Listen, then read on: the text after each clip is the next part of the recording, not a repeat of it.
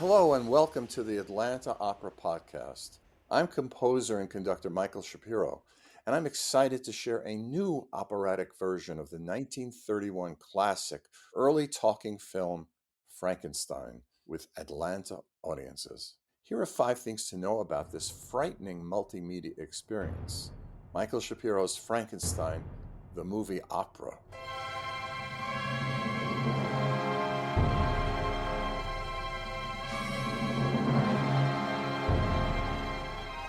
Number 1. This 1931 masterpiece of horror was originally released without a music score, which inspired me to fill in the void by creating an original new soundtrack. Remember, this was a talking film. So when I write music to film or the stage, I portray what is going on in the action, but also, always, what are the feelings and motivations of the characters at a particular moment in the action. It's very different than writing song cycles, which are just stationary and influenced just by a poem. The composer of opera should ask, how do I move the characters across the stage or in a film? And what are their motivating reasons for doing whatever they choose to do?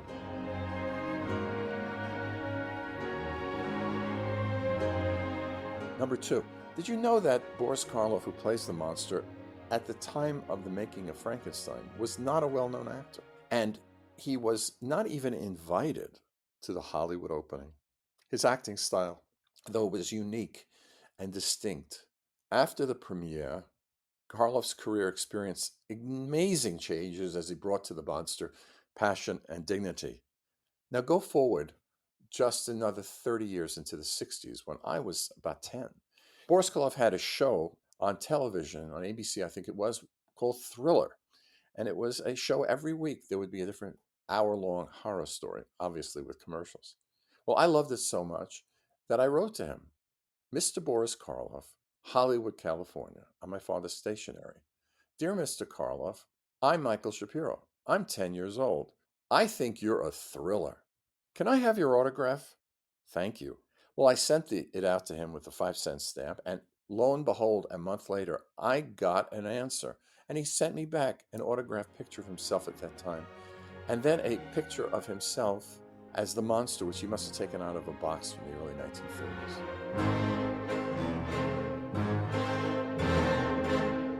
Here's number 3. How could you choose a libretto sung by singers to a talking movie? Well, what's the movie all about? The movie's all about resurrection, isn't it? The resurrection of dead parts into a monstrous creation that has a unique. So I chose the text of the magnificent and immortal Latin Catholic Mass, the Requiem Mass, and that's the orchestral bottom of the score with a libretto sung by singers in response to what's going on in the film.